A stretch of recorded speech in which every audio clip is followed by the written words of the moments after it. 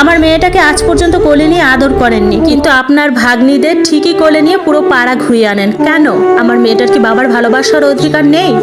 আসলে এত বছর মুখ বুজেছিলাম শুধু সন্তানগুলোর দিকে তাকিয়ে, যে তাদেরকে বাবা ছাড়া করতে চায়নি, কিন্তু আজ নিজের সন্তানের মুখে অভিযোগগুলো শুনে, নিজের মেয়ের মুখে ভয় দেখে বুঝতে পারলাম ওরা আসলে বাবা ছাড়াই সুখে থাকবে।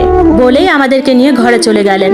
আমার মা যেতেই সব যেন আবার স্বাভাবিক হয়ে গেল, যে যার কাজে ব্যস্ত হয়ে পড়লো। দাদি আর তার 3 মেয়ে সবাইকে তাড়া দিতে লাগলো খাওয়ার জন্য। স্থির হতে পারলো না আমার বাবা, সে যে বসে থাকলো কোনায় চেয়ারে। একটু পর হাতে দুটো ব্যাগ নিয়ে বেরিয়ে আসলো আমার মা, সাথে আমরা। স্ত্রীকে এভাবে রাতে ব্যাগ হাতে বেরিয়ে পড়তে দেখে অবাক হলেন আমার বাবা। এগিয়ে এসে মায়ের হাত ধরে সে বলল, এই রাতে এসব কোন নাটক শুরু করলে? নাটক না, বাচ্চাদের একটা সুন্দর জীবন দেওয়ার চেষ্টা করছি, কারণ এ বাড়িতে তা সম্ভব নয়, তাদের বাবার থেকেও না থাকার মতো। যা বলছো ভেবে বলছো তো? এ বাড়ির চৌকাঠ পার করলে আর ঢোকার অনুমতি পাবে না। মা বললেন, এটাই তো চাই, 16 বছর সহ্য করেছি, তবে আর নয়, এবার মুক্তি চাই। এই পর্যায়ে দাদি এসে বললেন, এসব কি বলছো বৌমা? ঘরে যাও, বাবা মা কি শিক্ষা দেয়নি তোমাকে, ছোট লোক মেয়ে? এরপর ফুপিরাও কি যেন বলছিল, কিন্তু মা সেসবে কান না দিয়ে আমাদের হাত ধরে বেরিয়ে পড়লো। রিকশায় বসে আলগোছে মায়ের মুখে তাকালাম, দেখলাম তার মুখে মুক্তির হাসি, আত্মবিশ্বাসের হাসি, আত্মসম্মানের হাসি। শুন আব্বা, এইসব মাইয়া লোকের তেজ গায়ে মাখবি না। 2 দিন লাফাইবো, তারপর আবার এখানেই ফেরত আইবো। তুই যদি এখন ওরে আনবার যাস, তখন কিন্তু ওর দেমাগ বাড়বো।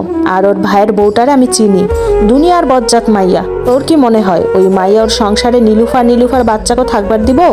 কোনদিনও দিব না।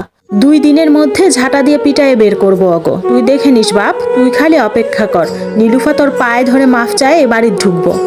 আমার বাবা তার মায়ের এসব কথা কানে না নিয়ে সরাসরি জিজ্ঞেস করলো, আম্মা, তোমার হাতে যে সংসার খরচের টাকা প্রতি মাসে দেই, ওগুলা কি করো?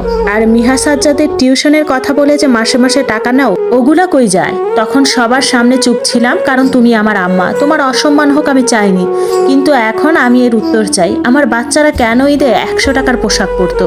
ওদের ঈদের খরচের টাকা তো আমি তোমার হাতে দিয়ে দিতাম, তুমি এত বড় অন্যায় কি করে করলা আম্মা? আমার দাদি আমতা করে নেকা কান্না ছেড়ে বলতে লাগলো, আমি কি আমার জন্য ওই টাকা খরচ করছি আব্বা?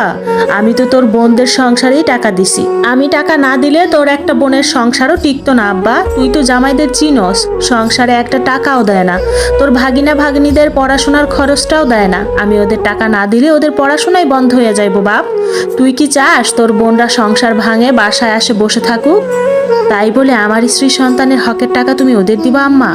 আমি তো আমার বোনদের দেওয়ার বেলা কমতি রাখি না আম্মা, তাহলে তুমি কেন আমার সন্তান স্ত্রীর হকের টাকা ওদের পেছনে ঢালো?